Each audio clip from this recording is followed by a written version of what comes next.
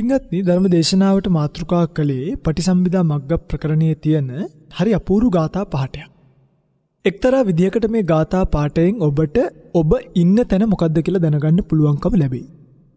අනිත් එක තමයි මේ ධර්ම දේශනාව ඉවර වෙද්දී ඔබට ලැබිලා නැති දේවල්, ඔබට ලැබිලා තියෙන දේවල් ඔබ ඒ වගේ ප්‍රයෝජන ගන්නවද කියන කාරණාව පිළිබඳව ඔබට හොඳ ප්‍රත්‍යවේක්ෂාවක් Tamanගේ ජීවිතයට ලැබෙයි.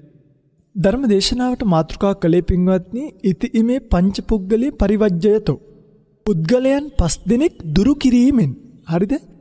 පුද්ගලයන් 5 දෙනෙක් ඇසුරු කිරීමෙන්. පංච පුද්ගලේ සේවතෝ භජතෝ පෛරුපාසතෝ. අපි කියන්නේ පෛරුපාසනය කරනවා කියලා. සේවනීය කිරීමෙන්, භජනය කිරීමෙන්, ඇසුරු කිරීමෙන් පච්ච සුත්තන්තක්කන්දේ පච්ච වෙක්කතෝ. පස්සාකාරයක සූත්‍ර ස්කන්ධ අධ්‍යයනය කිරීමෙන් ඔබට ලබන්න පුළුවන් විශාල ලාභයක් පිළිබඳව තමයි මේ ධර්ම දේශනාව ඔස්සේ ඔබට දිගහැරෙන්නේ. මේවට කියනවා පින්වත්නි එක්තරා විදියකට මේ විමුක්ති පරිපාචනීය ධර්ම කියලා. විමුක්ති පරිපාචනීය ධර්ම කියලා කියන්නේ විමුක්තිය පිණිස මේරවිය යුතු. විමුක්තිය දැන් අපි ලබා ගන්න යනවා නිර්වාණය කියලා.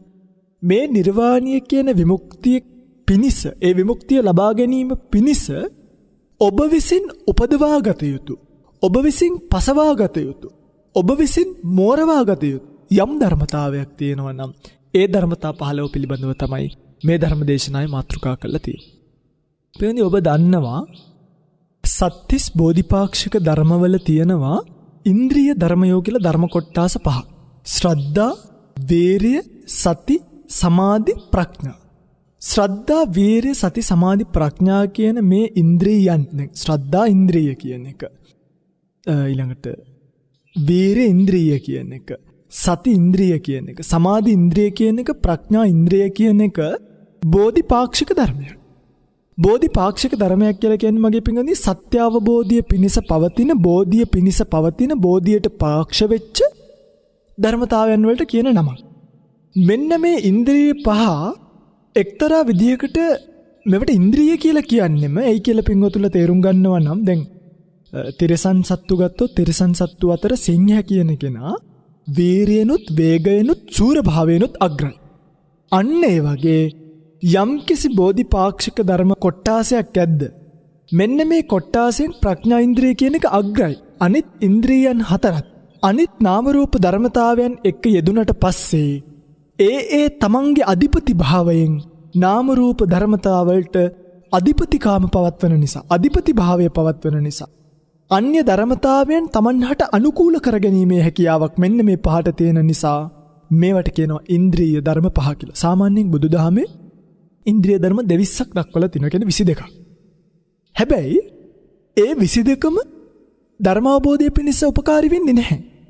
විශේෂයෙන්ම යමක් උපකාරී වෙනවා නම් ධර්මාවබෝධය පිණිස ඒ තමයි ශ්‍රද්ධා, වීරිය, සති, සමාධි, ප්‍රඥා කියන ඉන්ද්‍රිය ධර්ම 5. කෙනෙක්ගේ මේ ඉන්ද්‍රිය ධර්ම ටික මෝරලා තිබ්බොත් එයාට ධර්මාවබෝධය කියන එක සිද්ධ වෙනවා. එතකොට ඔබ විසින් මේ ජීවිතේ යමක් කරනවා නම් කරන්න ඕනි ශ්‍රද්ධා, වීරිය, සති, සමාධි, ප්‍රඥා කියන මේ ඉන්ද්‍රිය ධර්ම 5 මෝරණය කර ගැනීමටමයි. මේවා මේරවිය යුතුමයි.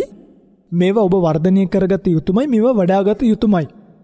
දැන් මේවා වඩා ගන්න කියද්දි ඔය පිංගුතුලට එකක් තමයි මම මුලින්ම කියලා දෙන්නම් මේවා වඩා ගන්න ඔබ ඇසුරු කරන්න ඕනි, ඔබ ළඟා කරගන්න ඕනි උපකරණ මොනවද කියලා.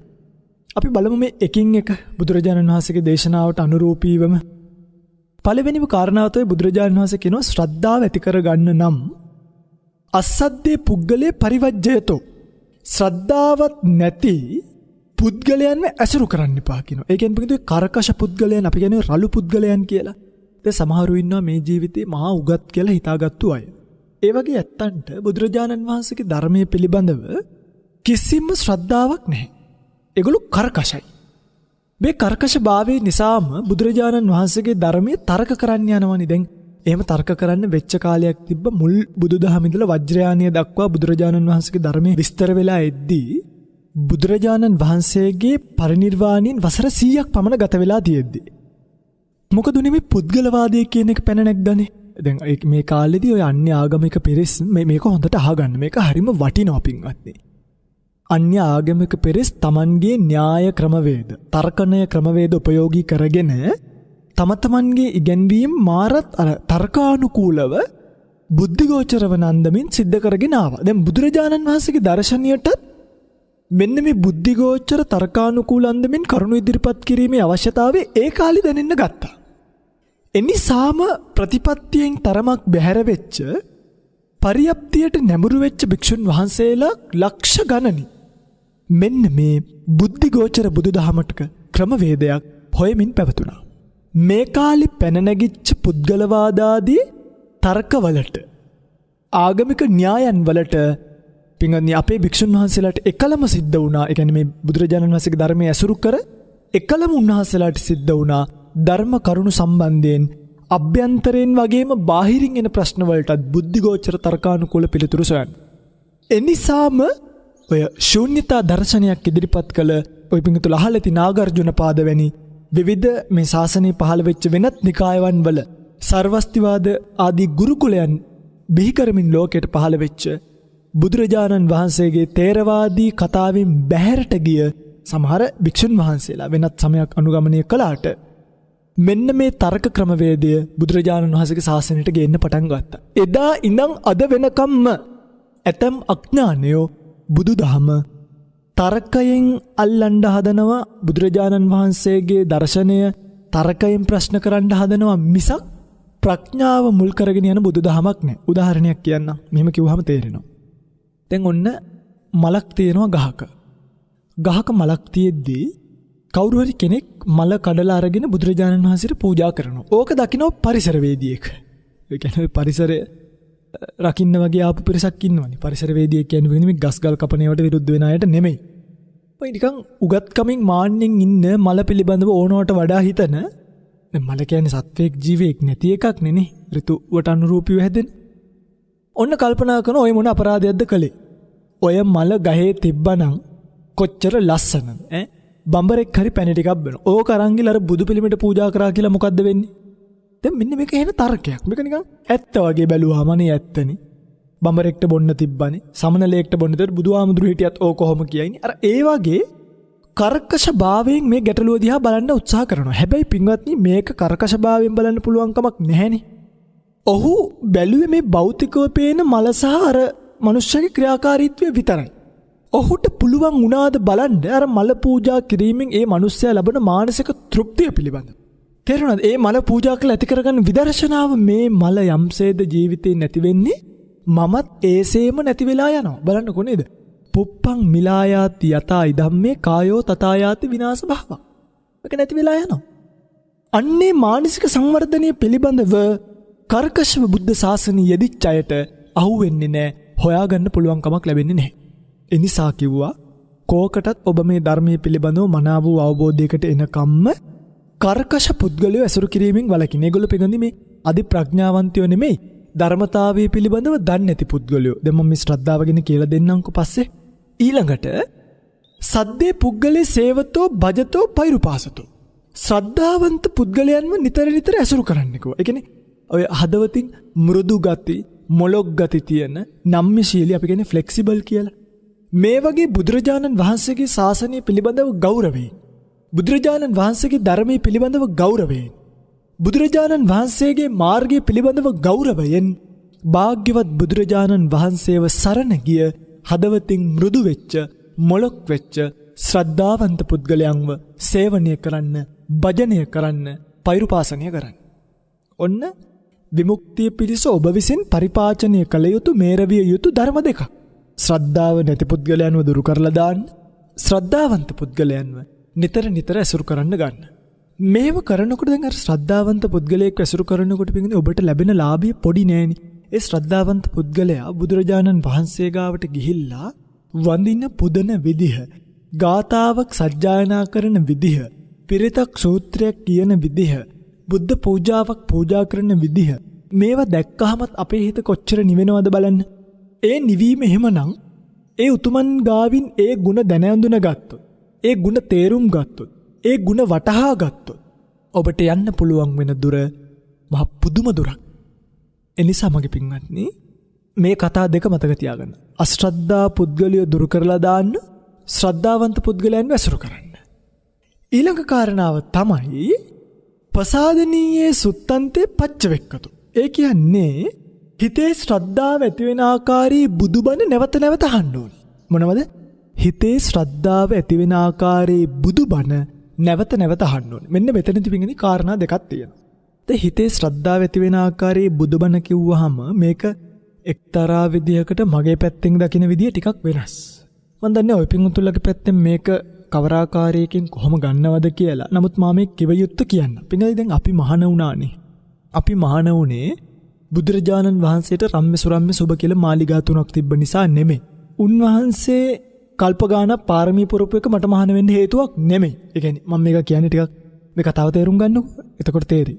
උන්වහන්සේ ශාක්‍ය වංශයේ පුදුනා කියන එක උන්වහන්සේට තිබ්බ කාය බලය කියන එක මට මහාන වෙන්න හේතුවක් නෙමෙයි. එහෙනම් මම ඒක පොඩි කාලෙම දන්නවා. මම පොඩි කාලෙම මහාන වෙනවා. ඒක සමහරකට මහාන වෙන්න හේතුවක් වෙන්නත් පුළුවන් සමහරුන්ට. මම කියන්නේ මට.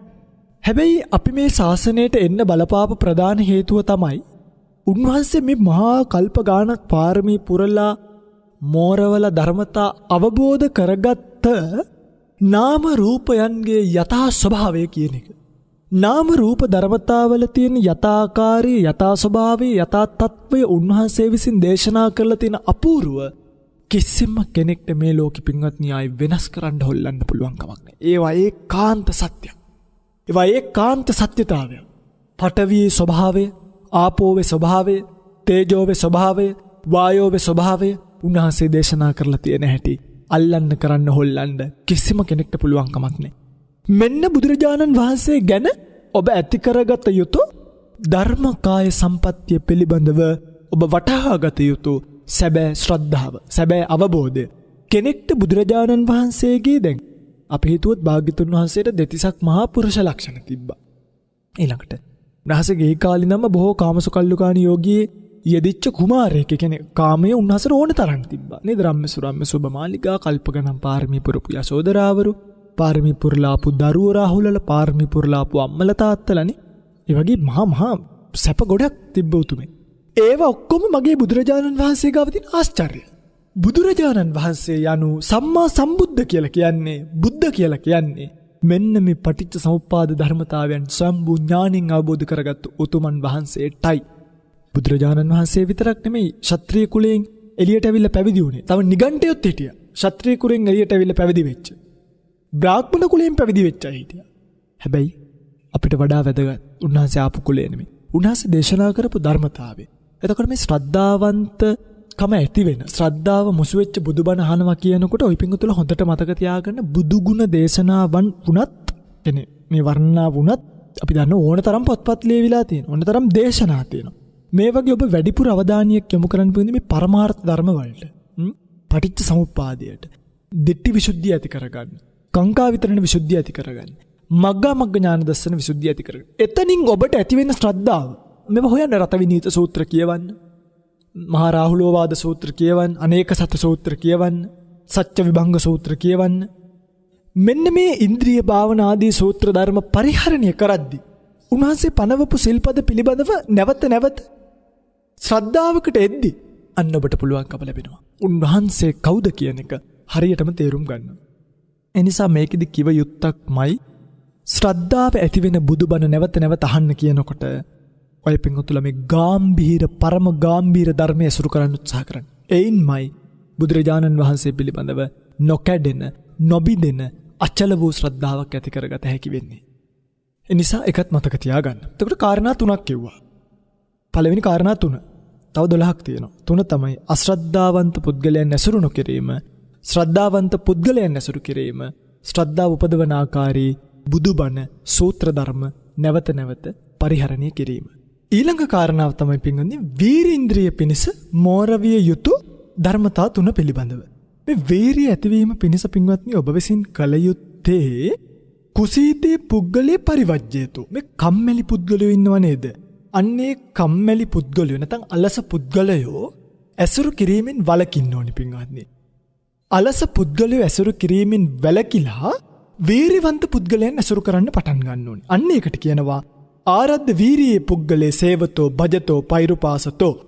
කම්මැලි පුද්ගලයෝ ටික අයින් කරලා දාලා වීරියවන්ත පුද්ගලයන් ඇසුරු කරලා ඒත් එක්කම ඔබට පුළුවන් නම් මෙන්න මේක කරන්න. මොකද්ද? සම්මප්පදානේ පච්ච වෙක්කතෝ. වීරිය වැඩිීමේ ආනිසංස පිළිබඳව මනසිකාරය කළොත්. තේරුණාද? දැන් ශ්‍රද්ධා ඉන්ද්‍රිය වර්ධනය කරගන්න 3යි. ඒ වගේම වීරේන්ද්‍රිය වර්ධනය කරගන්න 3යි. සති ඉන්ද්‍රියට 3යි, සමාධි ඉන්ද්‍රියට 3යි, ප්‍රඥා ඉන්ද්‍රියට 3යි. 3 වර 15යි. මෙන්න මේ 15ට තමයි කියන්නේ විමුක්ති පරිපාචනීය ධර්ම කියලා. විමුක්තිය පිණිස මේරවිය යුතු ධර්මතා. විමුක්තියක් ඔබ බලාපොරොත්තු වෙනවා නම් ඒ පිණිස ඔබ තුල ඔබේ හිතේ පැසවිය යුතු කාරණා තමයි මේ. ඔන්න බලන්න පින්ගන්නේ මේ වීරයවන්ත පුද්ගලයෝ ඇසුරු කරන්න ලැබෙනවා කියන එක, අලසවන්ත පුද්ගලයෝ දුරු කරන්න ලැබෙනවා කියන එක මහා පුදුමයක්. දැන් මම දකින්න දෙයක් තමයි දැන් අපේ සෙනසුනේ ඉන්නවා මේ පොඩි ස්වාමීන් වහන්සේලා. පොඩි ස්වාමීන් වහන්සේලා කියන්නේ ඇත්තටම උන්වහන්සේලා එක්තරා විදියකට මේ තරුණයිනේ. අවුරුදු 22, 23, 24, 25, 26 ඔය වගේ වයස් වල ඉන්නවා. ඉතින් සමහර විට මේ ඊයේ පෙරේදත් මට අපේ ස්වාමීන් වහන්සේ නමක් ලස්සන කතාවක් කියනවා. අනේ ලොකු ස්වාමීන් වහන්සේ මේ අපිව අම්මට තාත්තටවත් හදන්න බැරි වුණා. හැබැයි මේ ඔබ වහන්සේ අපිව හදලානේ. ඔබට තේරෙනවද මම කියන්නේ කියපු කතාවක්? මේ ඔබ වහන්සේ අපිව හදලානේ ගහලත් නැහැ, බැනලත් නැහැ. අපිත් එක්කම හොඳට hina වෙලා කතා කරලා ඔබ වහන්සේ අපිව හදලා තියෙන හැටි හරි පුදුමයි. පින්වත්නි මේ වෙන මොකක්වත් නෙමෙයි. මේ තමයි පුද්ගල භජනය කියන එකෙන් මිනිසුන් වෙනස් වෙන හැටි. ඇත්තටම අමුතු වශීගුරුකමක් කරලා නෙමෙයි. බුදුරජාණන් වහන්සේගේ ධර්මයේ ගෙනල්ලා ඒ ධර්මයට අනුරූපීව අපි ජීවත් වෙද්දී එතනට අනුගත වෙන්න ඕනි කෙනෙක්ට සිද්ධ වෙනවා. ඒ සිද්ධ වීම තුල ඊයේ පෙරේද දවසක දවල් වෙලාවක හදිසි ස්වාමීන් වහන්සේ නමක කුටියට වඩින්න වුණා. එකට විතර වැඩම කරනකොට මම ශබ්ද නැතුව ගියා. මං හිතුවා භාවනා කරනවා ඇති කියලා. ඇත්තනේ පින්වත්නි කසීන භාවනා වඩන එක භික්ෂුන් වහන්සේ නමක් කසීන මණ්ඩලයත් ඇස් ඉස්සරහා තියාගෙන මේ දහවල් එකට විතර පරයන්කේ බැදගෙන භාවනා කරනවා. මං කල්පනා කළා ජොබ් කරන්න කියලා හේකුත් නැහැ. ඊළඟට වැඩට ගිහිල්ලා හම්බ කරලා කන්න බොන්න දෙන්න කියලා කවුරුතුත් නැහැ. ඕන්නම් මේ දවල් වරුවේ නිදාගන්න තිබ්බනි. හැබැයි දානි වළඳලා ඇවිල්ලා බත්මත දුරු කරලා පරයන්ක බැඳගෙන භාවනා කරන යෝගාවචරයා දැසික කුටිය ගාව ගහලා තියෙන හරි අපූර්ව කතාවක් මම බලනකොට ලයිට් එක ඔෆ් කරන තැන ඇයි ලයිට් ඔෆ් කරන්නේ? කොල කෑල්ලක් ගහලා. ඇයි ලයිට් ඔෆ් කරන්නේ? මේ ඔබට ලැබිච්ච අන්තිම අවස්ථාවයි. පින්වත්නි නිතර කුසීත පුද්ගලයෝ දුරු කරලා දාලා වීරිය වඩන පුද්ගලයෝ ඇසුරු කරද්දී එවැනි චර්යාවක් ගොඩනගෙනවා කියන එක මහ පුදුම කාරණාවක්. වේගෙන් වැඩ කරන අයත් එක්ක ඉද්දි අපිට වේගෙන් වැඩ කරන්න සිද්ධ වෙනවා. හිමින් කම්මැලි කමෙන් හොරාට අපි කියනවා අයිස් ගහන කියලා. ඒ වගේ වැඩ කරන අයත් එක්ක ඉද්දි ඒ විදිහට මනුගත වීම කියන එක ලෝකේ පවතින සත්‍යතාවයක්. එනිසා පින්ගනි මේ අප්‍රමාදී පුද්ගලයෝ ඇසුරු කරන්න ගන්න සසර ගැන කියන, සසර බය කියන, වීරිය ගැන කියන, වීර ගැන කතා කරන කුසීත පුද්ගලයෝ, කම්මැලි පුද්ගලයෝ, ඒ ආතක් පාතක් නැතුව වැටිලා ඉන්න කම්මැලියෝ දුරු කරලා දාන්න. ඔවුන් වැටිලා ඉද්දේ අපිට ඔවුන් වැඩක් නෑ. අපිට යන්න තියෙන ලොකු ගමනක්. අන්නේ ගමනට වීරිවන්තයන්ගේ උපකාර, වීරිවන්තයන්ගේ කතා, වීරිවන්තයන්ගේ ආදර්ශ, වීරිය වැඩිීමේ ආනිසංස මනසිකාරය කරන මේ භයානක සසරේ ඔබ මේ වෙලාවේ මේකට වීරිය කරේ නැත්නම් මේ මගුල් සක්වලේ බුද්ධෝත්පාද කාලයේ ලැබිච්ච වෙලාවේ මේ භයානක සසරේ ඔබ අතරමං වුණොත් කොහේ නවතීද? කොතන අතරමං වෙයිද? කවද කවුරු ආයේ පිටට පිළිසරණට එයිද? මේ මොනවත් පින්වත්නි නිශ්චිත නෑනේ. මේ මොනවත් පින්වත්නි ස්ථීර නෑනේ. මේ මොනවත් පින්වත්නි පිටක් නැති අයනේ. අතානෝ ලෝකෝ අනපිස්සර. මේ ලෝකේ කාටවත් පිළිසරණක් නැහැ. ඒ නිසා වීරිය වැඩිීමේ ආනිසංස මනසිකාරය කරන්න මේ වෙලාවේ හෙස ගිනිගත්තේ ගින්න නිවන් උත්සාහ කරනවා වගේ. දැන් මේකෙදි මම කාරණාවක් කියන්නම්. දැන් සමහර පින්වත්නි මේ පාරමිතා පුරනවා කියලා. ඒ කියන්නේ මම කියන්නේ පාරමිතා වලට ගරහනවා නෙමෙයි. ඒක මහා ලාභයක්. ඒක මහා වටින දෙයක්. හැබැයි මේ ජීවිතේ නිවන් දකින්න බලාපොරොත්තුවක් නැතුව අපි තුමුකෝ සංසාර ජීවිතේ නිවන් දකින්න අපි තුමුකෝ බෝධිසත්වයෙක් ඉන්නවා. නිකම් බෝධිසත්වයෙක් කියන්නේ බුදු වෙන්න ඕනි කියලා හිතන කෙනෙක්. දැන් එතකොට එයා කල්පනා කරනවා මං ඉතින් බොරුවට ඔය භාවනා කරලා වැඩක් නැහැ නේ. මං ඉතින් ඔන්න ඔය නිකන් ඉඳලා කවදා හරි දවසක බුදු වෙනවා කියලා. වෙන්නේ එහෙම බෑ. මේ ජීවිතේ නිවන් දකින්න ඉන්න කෙනා 100% වීරය කරනවා නම් බෝධිසත්වයෙක් 500% වීරය කරන්න ඕනේ මේ ජීවිතේ තමන්ගේ පාරමිතා ටික පූර්ණේ කරගන්න.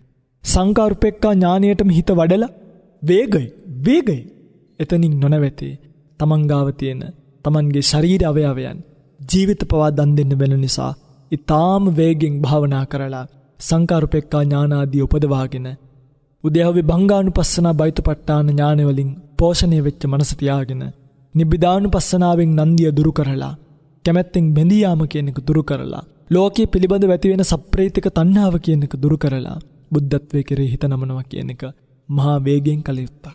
එනිසා අලස පුද්ගලයන්ට මුලා වෙලා වීරිය පුද්ගලයෝ දුරු කරන්නේ නැතුව අලස පුද්ගලයෝ දුරු කරලා වීරිය පුද්ගලයෝ අසුරු කරන්න ඔබට ඔබේ හිත හදාගන්න පුළුවන් නම් ඔබට ඒක මහම මහ ලාභයක් බවට පත් වෙයි. ඔය තමයි වීරිය පිණිස ඔබ ඇති කරගත යුතු ධර්මතා ටික. ඊළඟ කාරණාව තමයි සති ඉන්ද්‍රිය පිණිස මේරවිය යුතු ධර්මතා. එතනත් 3ක් තියෙනවා පින්වත්නි. මොනවද 3? මුට්ටස්සති පුද්ගලේ පරිවජ්ජයතෝ. සිහි මුලා වෙච්ච පුද්ගලයෝ දුරු කරන්න ඕනේ. උපට්ඨිතස්සති පුද්ගලේ සේවතෝ බජතෝ පෛරුපාසතෝ. සතිමත් පුද්ගලයන්ව ඇසුරු කරන්න ඕනේ. හරිද?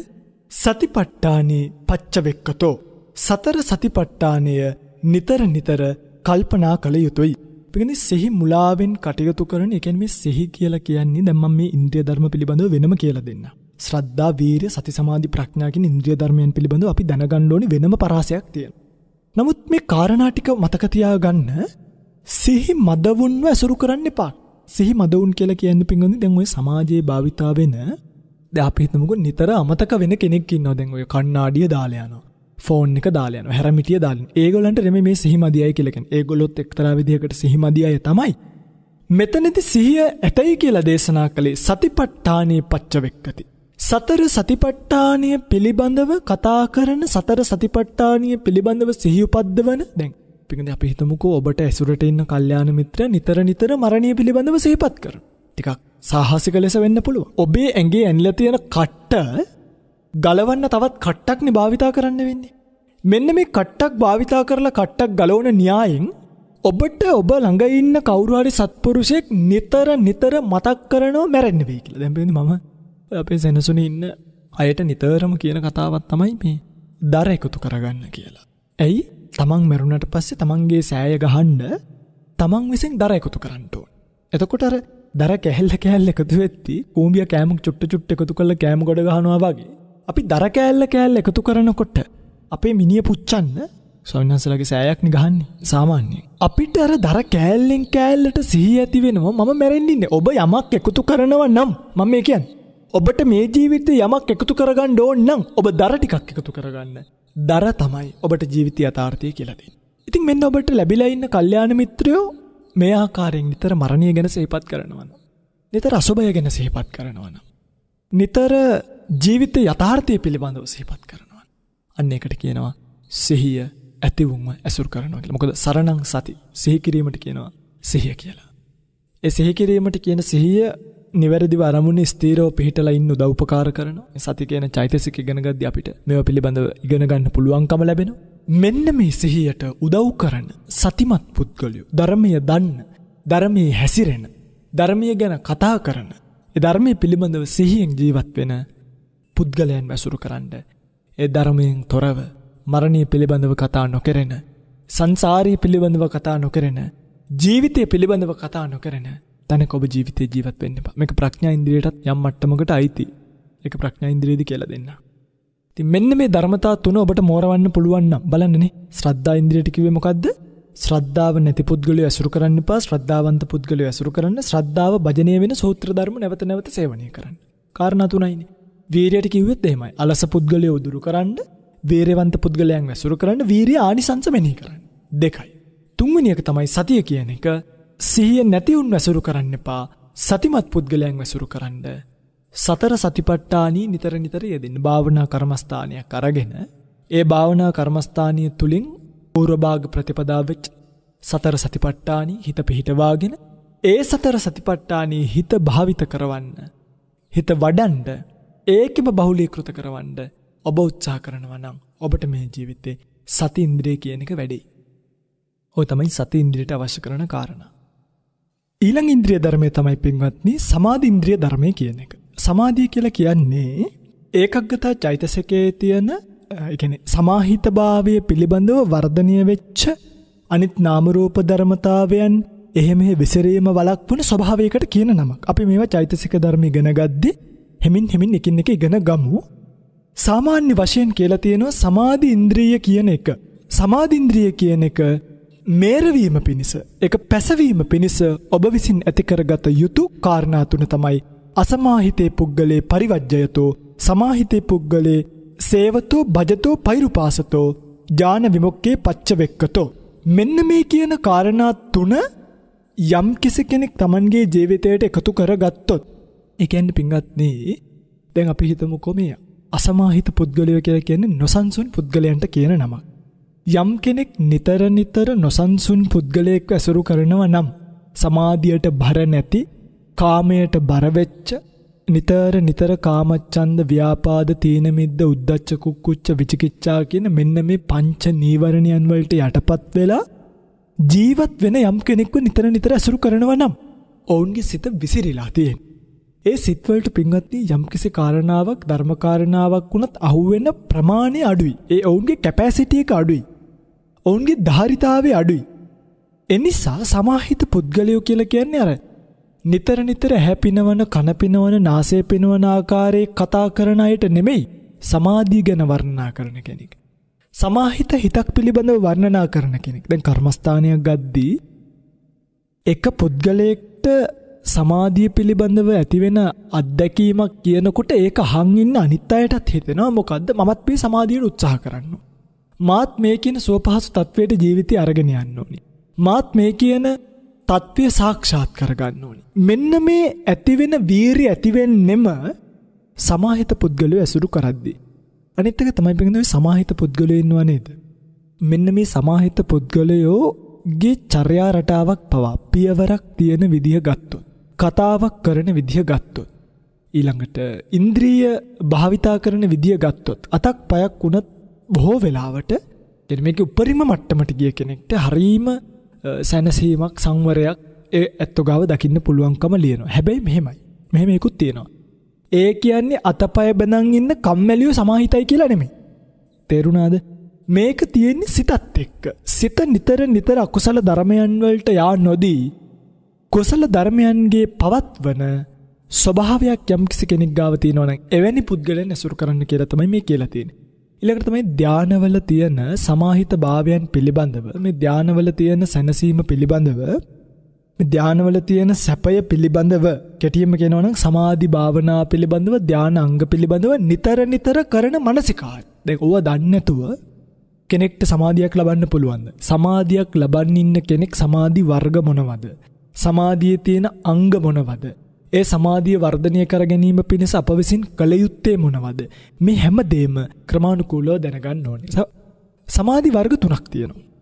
උපචාර සමාධි, අර්පණා සමාධි සහ කණික සමාධි කියලා. මේ උපචාර සමාධිය කියන්නේ මොකද්ද? අර්පණා සමාධිය කියන්නේ මොකද්ද? කණික සමාධිය කියන්නේ මොකද්ද කියලා යම් කෙනෙක් නිවැරදිව දැනගෙනගෙන ඒ ඉන්ද්‍රිය ධර්මයේ පිණිස සමාහිත පුද්ගලයෝ භජනය කරනවා නම්, සමාහිත පුද්ගලයෝ සේවනය කරනවා නම්, සමාහිත පුද්ගලයෝ පෛරුපාසනය කරනවා නම්, අසමාහිත පුද්ගලයන්ව දුරු කරලා දානවා නම්, සමාධීන් පිළිබඳව නිතර ප්‍රත්‍යවේක්ෂාවක් යෙදෙනවා නම් ඔවුන්ට කියනවා සමාධි ඉන්ද්‍රිය මේරවීම පිණිස භාවිතා කළ යුතු ධර්මතාවයක් ඇත්නම් ඒ ධර්මතා භාවිතා කරන ප්‍රඥාවන්තයෝ කියලා. මේ තමයි සමාධි ඉන්ද්‍රිය පිළිබඳව තියෙන විස්තර විභාගය. ඊළඟට ප්‍රඥාව ගත්තොත් එහෙනම් ප්‍රඥාවෙත් මේ වගේම තුනක් තියෙන්නේ. දුප්පඤ්ඤේ පුද්ගලේ පරිවජ්ජයතෝ, පඤ්ඤාවන්තේ පුද්ගලේ සේවතෝ භජතෝ පෛරුපාසතෝ, ගම්බීර ඥානචරියං පච්චවෙක්කතෝ. මෙන්න මේකේ තියෙන වෙනස් කාරණාවක්. දුෂ්ප්‍රඥ පුද්ගලයන්ව ඇසුරු කිරීමෙන් වැළකීම. අන්ධ බාල පෘථග්ජනය ඇසුරු කරන්න යන්න හොඳ නැහැ. ප්‍රඥාවන්ත පුද්ගලයෝ ඇසුරු කිරීමට යොමු වීම. අඩුම පෘථග්ජනෙක් ඇසුරු කරනවා නම් කල්යාණ පෘථග්ජනෙක්වත් ඇසුරු කරන්න ඕනේ. නාම රූප විසුද්ධිය පිළිබඳව, ඒ කියන්නේ දිට්ඨි විසුද්ධිය පිළිබඳව, කාංක්ෂා විතරණ විසුද්ධිය පිළිබඳව, මග්ගා මග්ග ඥාන දස්සයට උපකාරී වෙන අනිත්‍ය දුක්ඛ අනාත්ම ලක්ෂණ පිළිබඳව, රූපයේ සමුදය පිළිබඳව කතා කරන, රූපයේ වය පිළිබඳව කතා කරන, වේදනාවේ සමුදය පිළිබඳව කතා කරන, වේදනාවේ වය පිළිබඳව කතා කරන, ඒවා දුරු කිරීම පිණිස වැඩි යුතු අනුපස්සනාවන් ආදී ගැන නිතර කතා කරන. මෙන්න මේ වගේ ප්‍රඥාවන්ත පුද්ගලයෝ ඔබට ඇසුරු කරන්න ලැබෙනවා නම් ඔබේ පින්වත්නි සංසාර ජීවිතයේ ප්‍රඥා ඉන්ද්‍රිය පිණිස මේරවිය යුතු, ප්‍රඥා ඉන්ද්‍රිය පිණිස වර්ධනය කරගත යුතු ධර්මතාවයන් ඔබ තුළ වැඩිනවා. ඊළඟට තමයි මේකේ ලස්සනම කතාව තමයි පින්වත්නි මේ ගාම්භීර වූ නැත්නම් ගම්භීර ඥානචර්ය. ගාම්භීර ඥානචර්යාව පිළිබඳව දැන් මේකට ඔබට එකතු කරගන්න පුළුවන් මෙන්න මෙහෙම. ඔය ප්‍රඥාවෙන්ම පාරමී පුරපු ආත්ම භාවයන් පිළිබඳව කල්පනා කරන්න පුළුවන්. ගම්බීර කතාව පිළිබඳව නැවත නැවත හිතලවාගෙන වාසය කරන්න පුළුවන්. ඒ ගම්බීර කතා හොය ඒවාගේම මනසිකාරය කර දැඟර සාරිපුත්ත මහරහතන් වහන්සේ වනේ. සාරිපුත්ත මහරහතන් වහන්සේ කියන්නේ මහා ප්‍රඥාවන්තයෙක්. ධර්ම කාරණාවක් හම්බුනහම හම්බ වෙච්ච ධර්ම කාරණාව කෑලි කඩලා අර විස්තර විභාග කරලා සම්පූර්ණ ණය වශයෙන් අවබෝධ කරගන්න උතුමෙක්. එන්නේ එවැනි උතුමන් වහන්සේලාගේ ජීවන රටාව ආදිය තේරුම් අරගෙන ඒ ගාම්භීර කතාවන් පිළිබඳව දැනීගෙන ගැනීමෙන් ප්‍රඥා ඉන්ද්‍රිය කියන එක වැඩෙනවා. අමාරුවෙන් හරි ඒ ධර්ම කතාව, ගාම්භීර වූ ධර්ම කතාව ශ්‍රවණය කරන්න කෙනෙක් හිත හදා ගන්නවා නම් ඔවුන්ට පින්වත්නි මේ ඉන්ද්‍රිය ධර්ම කියන එක, මේරීම කියන එක සිද්ධ වෙනවා කියන එක ආශ්චර්යයක්. ඔන්න දැන් අපි කාරණා පහක් ගැන කතා කරා. තුන් ආකාරය දාලා. ශ්‍රද්ධාව ගැන තුන් ආකාරය, වීරිය ගැන තුන් ආකාරයයි, සතිය ගැන තුන් ආකාරයයි, සමාධිය ගැන තුන් ආකාරයයි, ප්‍රඥාව ගැන තුන් ආකාරයයි. මෙන්න මේවා පිණිස දැන් ඔබට තේරෙනවනේ වර්ධනීය කරගත යුතු ධර්මතා 15ක් පිළිබඳව මම ඔය පිංගුතුලට කියලා දුන්නා. දැන් ඔය පිංගුතුල උත්සාහ කරන්න මෙන්න මේ ධර්මතාවයන් Tamanගේ ජීවිතයට එකතු කරගන්න. මම මේ වෙලාවේ වැඩ වාසය කරන, මම මේ වෙලාවේ ඉන්න සමාජය මට මේකට උපකාරයක්ද? නැත්තම් මා විසින් මේකෙන් වෙනස් විය යුතුද? මේ අපේ බණ නෙමෙයි, මේ බුදුරජාණන් වහන්සේගේ ධර්ම. පටිසම්භිදා මග්ග ප්‍රකරණේ පැහැදිලිවම කියලා තියෙනවා යමෙක් නිර්වාණය බලාපොරොත්තු වෙනවා නම් නිර්වාණය බලාපොරොත්තු වෙන කෙනා මේරවිය යුතු ධර්මතා තමයි මෙන්න මේ ධර්මතා කිය. එනිසා ඔබ ඉන්න සමාජයේ ඔබට මේ ධර්මතා ටික මෝරවන්න අවශ්‍ය කරන සාධක ටික නැත්තම් එවැනි සමාජය අතහැරලා දාන්න කියලා හදීසියවත් වස් සමාදන් වෙච්ච භික්ෂුවටත් පුළුවන්කම තියෙනවා. එක කාරණා දෙකක් තුනක් නිසා මේ ධර්මතාවයන් තේරුම් ගන්න. සප්පාය ආහාරයෙන් නැත්තම් එන්නේ මසප්පාය ආහාර නම් එන්නේ සප්පාය ආහාරයෙන් නැත්තම් ඒ වස්වස පුස්තානි උනත් අතහැරලා දාන්න. ඉතින් මෙහෙම බුදුරජාණන් වහන්සේගේ විනය නීති පද්ධතිය ධර්මය අවබෝධ කරගන්න තියෙන එක.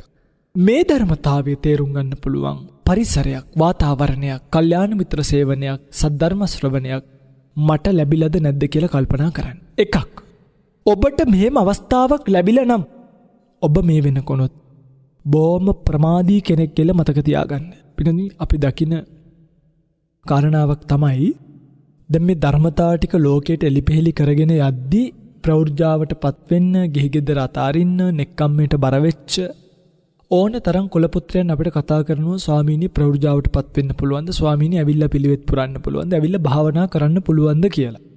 ඉතින් ඇත්තටම ඒක ඔවුන්ගේ කර්මය වෙන්නත් ඇති. සමහරුන්ට අපිට මේ අවස්ථාව දෙන්න පුළුවන්කමක් නැහැ. වර්තමානයේ මේ ලක්දිව පුරුදු වෙලා තියෙන ශාසන ප්‍රතිපත්ති ක්‍රමයත් අපි මේ ශාසනය තුළ දකින ඇත්තත් නිසා අපිට පුළුවන් එක ප්‍රමාණයක් විතර අපිට දරන්න පුළුවන් සීමාවෙ විතරයි ඒ පිළිබඳව කටයුතු කරන්න. උදාහරණයක් ගන්නකො. ගිහි පිංගුතුල භාවනාවට එනවා. එනකොට දැන් 60 දෙනෙක් භාවනාවට આવොත් දෙන්න කුටි 60ක් අපිට නැහැනේ. ඒ නිසා අපි සමහරක් වෙලාවට ශාලාවට පැදුරු දාලා ඒ ශාලාවල් වල තමයි ඔය කොට්ටයක් ගෙදරින් අරන් එන්න කියලා කොහොම හරි නිදාගන්න භාවනාව කියලා දෙන්නම් කියලා දෙනවා.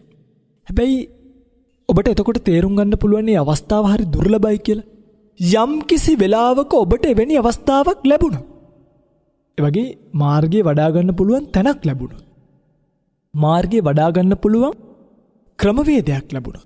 පින්වත්නි, ඔබ එතකොටත් ප්‍රමාදී නම්, ඔබ එවිටත් ප්‍රමාදව නම් ජීවත් වෙන්නේ. ඔබ පින්වත්නි මේ ලෝකයට කරන අපරාධය සුළුපටු එකක් නෙමෙයි. ඒ නිසා ඒ වගේ අවස්ථාවක් ලැබුණාම මේ අවස්ථා 15ම එක තැනකින් යමෙකුට ලැබෙනවා නම් ඒව පින්වත්නි හරීම පරිස්සමින් වීදුරු පාත්‍රයක තෙල් පුරවල ඔළුවේ තිබ්බා කියලා හිතන්න. වීදුරු පාත්‍රයක තෙල් පුරවල ඔළුවේ තියෙනවා. තෙල් හලන්න නැතුව යන්න කියලා. අපි කොච්චර පරිස්සමින්ද මේ ගමන යන්නේ? තෙල් බින්දුවක්වත් හලන්න නැතුව. මේ අවස්ථාවෙන් ලැබපු පින්වතුන්, මේ අවස්ථාවෙන් ලැබපු පැවිද්දන් හරීම පරිස්සමින් මේ අවස්ථාවෙන් ප්‍රයෝජන ගන්න ඕනේ. යම් විදියකින් ඔබට මේ අවස්ථාව ලැබිලා නැත්තම් මගේ පින්වත්නි පසුතැවෙන්න එපා. කොහොම හරි මේ කියන කාරණා 15 බොහොම උත්සාහ කරන්න, බොහොම වීරිය කරන්න. ලේසි නෑ. පැවිද්දට එනවා කියන එක ලේසි නෑ. ප්‍රවෘජාවට පත් වෙනවා කියන එක එහෙම ලේසි පහසු කාරණාවක් නෙමෙයි. ඒක දන්නේ පැවිදි වෙන්න ආපු කෙනෙක් තමයි. ඒක ගිහි ගෙදර අතහැරලා දාලා එන්න, පැවිද්දට රැඳිලා ඉන්න වෙන කාලය, ඒ කාලය ඇතුලේ වෙන දරා ගන්න වෙන දරා ගැනීම, ඒ කාලය ඇතුලේ හික්මෙන්න වෙන හික්මීම, ඒ කාලය ඇතුලේ මුහුණ දෙන්න වෙන මුහුණ දීම, පැවිදි ජීවිතය ගත කිරීම, සිල්පද රැකීම, ගුණවන්තකම් රැකගෙන මේවා පිඟඳි ලේසි පහසු කාරණා නෙමෙයි. ඒ නිසා හිතපු තරම් ලේසියෙන් ප්‍රවෘජාවට පත් වෙන්න බෑ. එහෙමයි කියලා මේක අතාරින්නත් එපා. කාලයට මේ ප්‍රශ්නය දාලා කාලය හරහා හොඳම විසඳුම එන විදිහට කරුණු ඔබ විසින් එකතු කරන්න ගන්න. නිසකවම ඔබට මේ බුද්ධෝත්පාද කාලයේ ප්‍රයෝජන ගන්න පුළුවන්. හැබැයි ගෙදර ඉඳන් කාලා බීලා නාට්‍ය බලලා දවසට දෙපාරක් කෝල් කරලා හාමුදුරනේ මහාන කරගන්න බැරිද කියලා නම් මහාන වෙන්න එන්න එපා. එහෙම මහාන කරගන්න නැහැ. එහෙම මහාන වෙන්න ඔබට බෑ. ඒකට ඊට වඩා ලොකු කැපකිරීමක් කරන්න වෙනවා. ඒකට ඊට වඩා ඡන්දයක් ඇති කරගන්න. මෙන්න මේ ඡන්ද, චිත්ත, වීරිය, විමර්ශා කියන irdipaada ධර්මයන් 4 වැඩුවොත් නිර්වාණ ඉලක්ක කරලා අන්නේ ඉලක්ක වෙන නිර්වාණයට යන්න සකස් වෙන පාලම තමයි ප්‍රවෘජාව ගිහි ජීවිතයේ ප්‍රතිපත්තිය කියලා කියන්නේ. ඒ නිසා ඔබට මේ අවස්ථාව නැත්තම් ඔබ මේ අවස්ථාවන් වලට පොර කන්න. ඔබට මේ අවස්ථාව නැත්තම් ඔබ මේ අවස්ථාවන් වලට ඔට්ටු වෙන්න, මේ අවස්ථාවන් ළඟා කරගන්න, වීරිය කරන්න. වීරිය කරොත් මිසක් නිකන් අතට පූජා වට්ටිය වගේ මේකයි කියලා නම් හිතන්න එපා. මේක මට කියන්න ඕනි කාරණා. මොකද අද සමාජයේ දෙකොට්ටාසයක් ඉන්නෝනේ. එකක් මේ අවස්ථාවන් ලැබිලා නිකරුණේ නිකමුන් වගේ ජීවිත ගත කරන අය, කාලය කන අය. සමහරු එහෙම කාලයකද්දී සමහරු ඒ කාලය නැතයි කියලා gedara ඉඳන් අඬා දොඩා වැළපෙන අයත් ඉන්නවා. පිටින් ඔය අඬා දොඩා වැළපෙන අයත් මෙන්න මේ කියන ධර්මතා පහළව නැතුව ප්‍රෞಢජා භූමියට ආවොත් ටික කාලයක් යනකොට එයාට මේ තමන් ආවේ මොකටද කියන එක අමතක වෙනවා. ඊට පස්සේ මේ වීර්ය කරන්න, සිල් රකින්න, ගුණ පිළිවෙත් පුරන්න, පින්ඩ පාත යන්න. දැන් එහෙමනේ ඉස්සර වගේ මේ පින්ගන්නේ. දැන් ඉස්සර භික්ෂුන් වහන්සේ නමක් දානි හොයාගත්තේ පින්ඩ පාතින්. තුන්වහන්සේලා ප්‍රෞಢජාවට පත් වෙලා කාටවත් කරදරයක් නොකර තමන්ගේ පාත්‍රය අරගෙන තමන්ගේ කන්න ටික හොයාගෙන පාරේ වැටලා තිබ්බ රෙදි කෑල්ලක් ඇහිඳගෙන තමන්ගේ සිවුර හදාගෙන අපිට ඕනවට නෙමෙයි, අපිට ඕනවට මහාන වෙන්න බෑනේ. ඔබට ඕනවට මහාන වෙන්න ඔබ ඔබේ ප්‍රෞර්ජා ජීවිතය ඔබ විසින් ගොඩනගා ගත යුතු එක. මේක මම මේ ප්‍රෞර්ජාවට පක්ෂ කරලා කියන්නේ ගිහි පින්වතුන්ලා දැනගන්න මේක මේ ඇවිල්ලා අපිට හොඳ කුටියක් නැත, අපිට ඉන්න තියෙන්නේ මෙන්න මේ වගේ තැනක, මේකේ සින්දු ඇහෙනවා අය, මේකේ මෙහෙමයි, මේකේ සත්තු කනවා අය, මදුරුවෝ කනවා අය. පින්වත්නි, ඉස්සර භික්ෂුන් වහන්සේලාට තිබ්බේ ගස් මුල්, ගල් ගුහා, දොරවල් තිබ්බේ නැහැ, නෙත් තිබ්බේ නැහැ. ඔය කළු ගලක් කොටයක් ඔලුවට තියාගෙන ඒ වගේ භාවනා කරලා ඒ කළු ගලේම තමන්ගේ දෙපට සිවුර බිමේලාගෙන අනිත් සිවුරෙන් ඇඟ වහගෙන එහෙම මේ ජීවත් වෙච්ච භික්ෂු සමාජයක් ඇතුලේ අද මොනවද ඔබට අඩු? අද බොහෝ අයට තියෙන ෆෝල්ට් විතරයි. කියන්නේ මේ වැරදි කියනවා මේ මෙහෙම අඩුයි, අරම අඩුයි, දානි හොඳ නෑ, ලූණු මදි, සීනි මදි. ලැබිච්ච දෙයකින් ජීවත් වෙලා අපි මේකට මහාන වෙන්නේ, අපි මේ ශාසනයට එන්නේ, පිළිවෙත් ප්‍රතිපත්ති පුරන්නේ ඉන්ද්‍රිය ධර්මයන් මෝරණය කරගන්න මිසක්, ඉන්ද්‍රිය ධර්මයන් වඩා ගන්න මිසක්, ඉන්ද්‍රිය ධර්මයන් මෝරවා ගැනීම පිණිස මිසක් වෙනත් යමක් බලාපොරොත්තු වෙන්නේ නෙමෙයි කියන සංඥාවටවත් ඔබට එන්න පුළුවන් නම් එහෙම එන්න ඔබට පුළුවන්කම ලැබෙන්නෙම පින්වත්නි හරියට මෙන්න මේ කාරණා තේරුම්ගොත් ශ්‍රද්ධා, වීර්ය, සති, සමාධි, ප්‍රඥා ඒ ඉන්ද්‍රිය ධර්ම මෝරණය කරගන්න, ඒ ඉන්ද්‍රිය ධර්ම පසවා ගන්න අවශ්‍ය වෙන කරුණු 15 තමයි මේක කියලා දැනගත්තු කෙනෙක්ට ජීවිතය යථාබෝධය ලැබෙයි. එතනින් මෙහාට නම් කිසිම කෙනෙක්ට තමන්ගේ ජීවිතේ මේ සත්‍ය කතාව තේරුම් අරගෙන මේකෙන් එතර වෙලා යන්න පුළුවන් කමක් ලැබෙන්නේ නැහැ. දැන් පින්වත්නි, මේවා කියාගෙන යද්දී මේ වගේ දැනගත යුතු ටිකක් සිව්මෙලි ප්‍රභේද කිහිපයකුත් තියෙනවා. ඇත්තටම සිව්මෙලි කියන වචනය පාවිච්චි කරේ මේවා හරිම සිව්මෙලිටත් වඩා මේක සිවුම් තමයි වචනය. සිව්මෙලි කියන එක මම පාවිච්චි කරන්නේ මේවා ටික උඩින් පල්ලෙන් අහුවෙන ඒවා නෙමෙයි. ඒකයි මේ ඇතුළාන්ත ධර්මතාවයන් ස්පර්ශ කිරීමෙන් දැන් අපි උදාහරණයක් විදිහට ශ්‍රද්ධාව කියන එක ගන්නකො. ශ්‍රද්ධාව කියන එක ගත්තහම සාමාන්‍යයෙන් ශ්‍රද්ධාව කියන චෛතසිකයට දීලා තියෙන අර්ථකථනය තමයි සද්ධහන්ති සත්තා ඒතායාති සද්දා කියලා කියනවා. සත්වයන්ම යම්කිසි යා ධම්ම ಜಾති යම්කිසි ධර්ම ಜಾතියක් සත්තා සද්ධහන්ති සත්‍යාව පහදනවද. අන්න ඒකට කියනවා ශ්‍රද්ධාව කියලා. දැන් ওই ශ්‍රද්ධාවේ තියෙනවනේ ප්‍රභේද. පින්තුල අහලත් ඇති ආගම සද්ධාව කියලා තියෙනවා. ඊළඟට අධිගම සද්ධාව කියලා තියෙනවා. ඔක්කපන සද්ධාව කියලා තියෙනවා. ඊළඟට පසාද සද්ධාව කියලා තියෙනවා. මේ ආගම සද්ධා, අධිගම සද්ධා, ඔක්කපන සද්ධා, පසාද සද්ධා කියන මේ ශ්‍රද්ධාවන් හරියාකාරව තේරුම් ගන්න එපේ. එනිසයි මේ ඉන්ද්‍රිය ධර්ම වඩවන්න මේවා මෝරවන්න මෙන්න මේ කල්යාණ මිත්‍ර සේවනාදී දේවල් ටික දාලා තියෙන්නේ. දැන් ආගම ශ්‍රද්ධාව කියන එක පහළ වෙන්න පින්වත්නි සාමාන්‍යයෙන් මේ බුදුරජාණන් වහන්සේලාගේ සහ පසේ බුදුරජාණන් වහන්සේලාගේ බෝධිසත්ව කාලේ මේ ශ්‍රාවක බෝධිසත්වයන් වහන්සේලාට ලැබෙන නියත විවරණයේ තියෙනවානේ. අන්නේ නියත විවරණයේ ඉඳන් බුදු බව ලබා ගැනීම දක්වාම උන්වහන්සේලාට පිහිටන ශ්‍රද්ධාවට කියනවා ආගම ශ්‍රද්ධාව කියලා. අධිගම ශ්‍රද්ධාව කියලා කියන්නේ යම් කෙනෙක් චතුරාර්ය සත්‍ය ධර්ම අවබෝධය කරගෙන ඒ චතුරාර්ය සත්‍ය ධර්මයෙන් මාර්ගඵලයකට පැමිණුණාට පස්සේ අන්නේ ඇතිවෙන ශ්‍රද්ධාවට කියන්නේ අධිගම ශ්‍රද්ධාව කියලා. ඒක චතුරාර්ය සත්‍ය ධර්ම අවබෝධයෙන් ලැබෙන ශ්‍රද්ධාව. නැත්නම් මාර්ගඵලයන් සමග යෙදෙන ශ්‍රද්ධාවට තමයි මේ අධිගම ශ්‍රද්ධාව කියලා කියන්නේ. ඔක්කොපන ශ්‍රද්ධාව කියලා කියන්නේ දැන් බුදුන් දහම් සඟුන් කියන මෙන්න මේ ත්‍රිවිධ රත්නය කෙරෙහි වර්ණනා කරද්දී මේ ත්‍රිවිධ රත්නය පිළිබඳව කතා කරද්දී යම් කෙනෙක් කියනවනේ නෑ ඕක කොහොම වෙන්න බෑ ඔය බුදුන් නෙමෙයි ඔය දහම් නෙමෙයි ඔය සඟුන් නෙවෙයි කියලා ඒ පිළිබඳව වූ කතාව නොසෙල්වෙන තරමේ අවබෝධයක් Tamanට තියෙනවා නම් අන්නේ නොසෙල්විය හැකි නොමැඩිය හැකි ධර්මතාවයට කියනවා ඔක්කපන සද්ධාව කියලා. ප්‍රසාදනීය වස්තුන්ගේ පැහැදීම මේකට කියනවා ප්‍රසාද සද්ධාව කියලා. දැන් පියුනි මේවත් එක්කම යෙදෙන වැරදි ශ්‍රද්ධාවකුත් තියෙනවා අපි කියනවා මුද්දප්පසන්න සද්ධා කියලා. මුද්දප්පසන්න සද්ධාව කියලා කියන්නේ පින්වත්නි මේ ශ්‍රද්ධාව බලවත් වෙලා ප්‍රඥාව දුර්වල වෙන පුද්ගලයන්ට ඇතිවෙන ශ්‍රද්ධාවක්. මේකට මෝඩ ශ්‍රද්ධාව කියලාත් කියනවා. ඇයි? පැහැදිය යුතු නොවිච්ච අලජ්ජ දුස්සීලාදී වස්තුන් කෙරෙහි පහදිනවා. එනිසාම විසුද්ධි මාර්ග අර්ථ කතාවේ ලියලා තියෙනවා බලව සද්දෝහි මන්දපඤ්ඤේ මුද්දප්පසන්නෝ හෝති අවත්තුස්මින් පසීදති කියලා කියනවා. ඒ කියන්නේ බලවත් වූ ශ්‍රද්ධාව නුවණ මදි පුද්ගලතෙම. එහෙම කියන්නේ බලවත් වූ ශ්‍රද්ධාව ඇති නුවණ මදි පුද්ගලතෙම මෝඩ පැහැදීම් හැත්තෙක් වෙයි. හේතුව ප්‍රසාදනීය වස්තුන් වල නෙමෙයි අප්‍රසාදනීය වස්තුන් වලත් මේගොල්ලෝ පහදිනවා. අපිට මෙන්න මේකට කියන්නේ ශ්‍රද්ධාව නෙමෙයි. මේකට කියන්නේ අශ්‍රද්ධාව කියලා. මේකට මිච්ඡා සද්ධාව. මේක වැරදි තැන ඇති වෙන එක. ඉතින් මේක කියද්දි තේරුම් ගන්න ඕන එක තමයි මේ දැන් අපි හිතමුකෝ දෙය්‍ය ධර්මයත් ප්‍රතිග්‍රාහක සම්පත්තියත් ශ්‍රද්ධාවත් කියන තුනම තියෙන්න එපයි දානිය දෙන්න. ඇත්තටම දෙය්‍ය ධර්මය කියන එක කියන්නේ වස්තු කියනක සත්වයාට දුලබ නැහැ සංසාර ජීවිතේ. සාමාන්‍යයෙන් ලැබෙනවා. කියන්නේ යන කෙනෙකුට.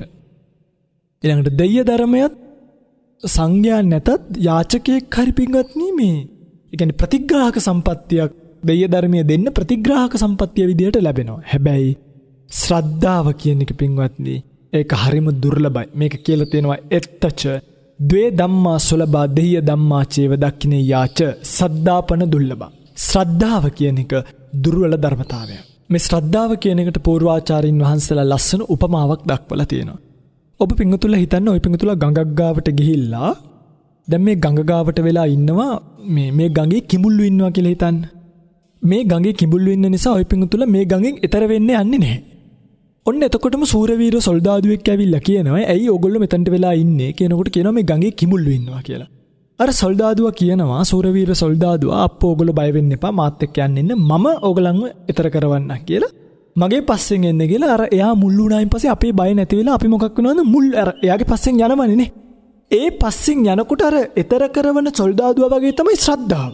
සිල් රකින්න භාවනා කරන පුද්ගලයන්ට ශ්‍රද්ධාව పూర్වයෙන් ගිහිල්ලා නිර්භීතව මේ සසරින් එතර කරවන්න හේතු වෙනවා කියන එක පින්වත්නි පුදුම තරම් සත්‍යතාවයක්. එනිසයි ආලවක යක්ෂයා සංසාර වෘතයෙන් නික්මීම පිණිස කිනම් ධර්මයක් උපකාර වන්නේදයි බුදුරජාණන් වහන්සේගේ අසූ කල්හි සද්ධාය තරති යෝගං අප්පමාදේන අන්නවං විරියේන දුක්ඛාච්චේතේ පඤ්ඤාය පරිසුද්ධති. ශ්‍රද්ධාවෙන් තමයි මේ චතුරෝග සංඛ්‍යාත සංසාරය තරණය කරන්න කියන එක ආලවක යක්ෂයාට සිහිපත් කළේ. ඉතින් මේ වගේ මේ ශ්‍රද්ධාව කියන එකම මම එක ඉන්ද්‍රියක් ගැන විතරයි ඔබට දේශනා කළේ. මේ තරම් බලවත් නම් මේ තරම් ප්‍රබල නම් මේ තරම් වැදගත් නම් මගේ පිංගුතුලා නිකන් හිතන්න වීරිය මේකටම වීරියාවට පස්සේ මේකටම සතියාවට පස්සේ මේකටම සමාධිය එකතුනාට පස්සේ මේකටම ප්‍රඥාව එකතුනාට පස්සේ ඔබව නවත්තන්න පුළුවන් සමතෙක් මේ තුන් ලෝකෙම නැහැ. මම මේ පිළිබඳව ඉදිරි ධර්ම දේශනාවක මේ ඉන්ද්‍රිය ධර්ම පහ පිළිබඳවම ඔය පිංගුතුලට කියලා දෙන්නම්. අදට ධර්ම දේශනාවට ලැබිච්ච කාලය අවසන් නිසා මෙතනින් එහාට ධර්ම දේශනාව සිද්ධ කරන්නේ නැහැ. ප්‍රාර්ථනා කරනව හැම දිනෙකටම උතුම් නිර්වාණීය සුවසේම අවබෝධ වීම පිණිස මේ කුසල් පාරමී වේවා පාරමී ශක්තියක් වේවා පාරමී දම් පිරේවා උතුම් නිවනින් නිවේවා කියලා කවුරුත් සාදු කියලා ප්‍රාර්ථනාවක් ඇති කර ගන්න.